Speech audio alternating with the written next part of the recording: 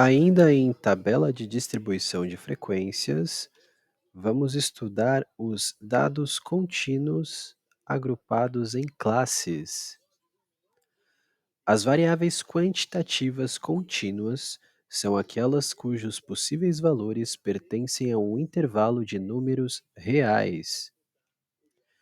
Chamamos de números reais o conjunto de elementos representados pela letra maiúscula R, que inclui os números naturais, 0, 1, 2, 3 e assim por diante, os números inteiros, 0, 1, 2, 3, menos 1, menos 2, menos 3, ou seja, tanto os positivos quanto os negativos, os números racionais, aí entram as frações, tanto negativas quanto positivas também, e os números irracionais, como as raízes, o número π, o número de Euler e assim por diante. Dessa forma, não faz sentido calcular a frequência para cada valor possível, já que eles raramente se repetem. Torna-se interessante agrupar os dados em classes ou faixas. O número de classes pode ser definido de duas formas. Pela expressão de Sturges, representada pela letra K, que é igual a 1 mais 3,3 vezes o logaritmo de n, ou pela expressão simplificada, que é K é igual à raiz de n, sendo n o volume total de observações. Por exemplo, a gente está calculando as notas de 30 alunos. Nós observamos 30 notas. Esse 30 vai ser o valor de n. Também é preciso calcular o intervalo entre as classes, ou seja, aquela classe ela vai do número x ao número y, qual que é o intervalo que está aí. Ele é calculado como o valor máximo menos o valor mínimo, isso considerando toda a amostra ou população, dividido pelo número de classes, que é o que a gente calcula com a expressão de Sturges ou a expressão simplificada. Este Hzinho, que é igual ao A maiúsculo dividido pelo K, é o que alguns livros expressam, sendo o H o intervalo entre as classes, o a amplitude da amostra, como eu disse, é o valor máximo menos o valor mínimo, e o K, o número de classes.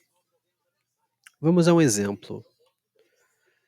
Vamos construir uma tabela de distribuição de frequências, olhando para notas de 30 alunos da disciplina de mercado financeiro. Esse exemplo eu tirei do Manual de Análise de Dados, do Luiz Fávero. Esse livro é muito bom. O primeiro passo é ordenar os dados de forma crescente. Observe que essa tabela aqui, ela está longe de estar ordenada, então vamos dar um jeito nela. O segundo passo é determinar o número de classes. Aí a gente já aprendeu com as fórmulas passadas anteriormente. Tem a expressão de Sturges, fazendo 1 mais 3,3 mais o logaritmo de 30, a gente chega em 5,87, que é aproximadamente 6. E pela expressão simplificada, a gente chega em aproximadamente 5. Ou seja, a gente pode ter 6 classes ou 5 classes, a gente pode escolher entre um dos dois. Vamos escolher os 6 dessa vez. O passo 3 é determinar o intervalo entre as classes. Lembra da formulazinha da amplitude? A gente pega o maior valor e subtrai o menor valor. A gente chega na amplitude da nossa amostra. Calculando a amplitude desses dados, a gente chega em 0,88, que é aproximadamente 1. Ou seja, a nossa classe ela vai começar com a nossa primeira classe ela vai começar com 3,5, que é o nosso menor valor do conjunto de dados, e ela vai se encerrar no 4,5, pois ele é o menor valor da classe mais a amplitude da classe. Ou seja, a classe seguinte ela vai começar no 4,5 e vai até o 5,5 e assim por diante, até a gente chegar no nosso limite superior. A partir daí, nós conseguimos construir a nossa tabela de distribuição de frequências conforme nós aprendemos no vídeo anterior.